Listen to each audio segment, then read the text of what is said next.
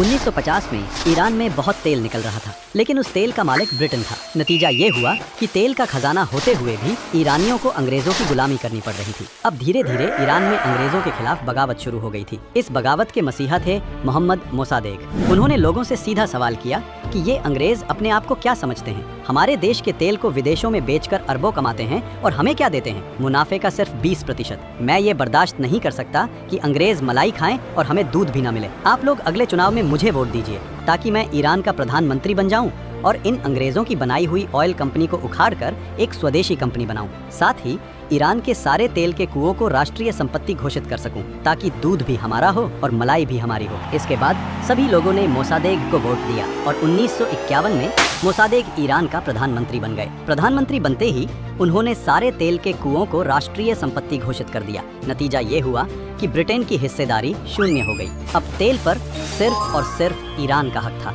ये समय शीत युद्ध का था जिसमें ब्रिटेन अमेरिका का साथी था। अब अमेरिका को डर था कि इतना बड़ा तेल का भंडार और वो भी हमारे दुश्मन देश रूस के बगल में है। अगर ये हमारे हाथ से गया तो पहले तो तेल जाएगा और दूसरा रूस ईरान से दोस्ती कर सकता है जिससे उसकी मिलिट्री और मजबूत हो जाएगी। अगर हमारे हाथ से ईरान गया तो हम सिर्फ भिखारी ही नहीं बल्कि महाकंगाल बन जाएंगे। इसलिए कुछ भी करके ईरान को समझा बुझाकर बाटली में उतारना होगा। फिर अमेरिका ने मोसादेक को समझाया कि भाई देख, मैं तुझे तेल में 30% मुनाफा दे दूंगा, लेकिन तेल के कुओं को राष्ट्रीय संपत्ति मत बना। मोसादेक ने जवाब दिया, तुम मुझे 30 क्या 99% भी दोगे तो भी मैं तुम्हें तेल में हिस्सेदारी नहीं दूंगा। वैसे भी सारे तेल के कुएं ईरान के हो गए हैं। अब हिस्सेदारी तो छोड़ो, तुम्हें तेल की एक बूंद भी नहीं मिलेगी। अमेरिका तिल मिला उठा और बोला, अब देखो, मैं तुम्हारा ऐसा हाल करूंगा कि तुम्हारी आने वाली नस्लें भी याद रखेंगी। इसके बाद अमेरिका ने ईरान के सारे विपक्षी नेताओं को गोनी भर भर कर पैसा दिया, मौलानाओं को सोना चांदी और हीरों से मालामाल कर दिया, सेना के प्रमुखों को टैंकों में नोट भर भर कर बांटे,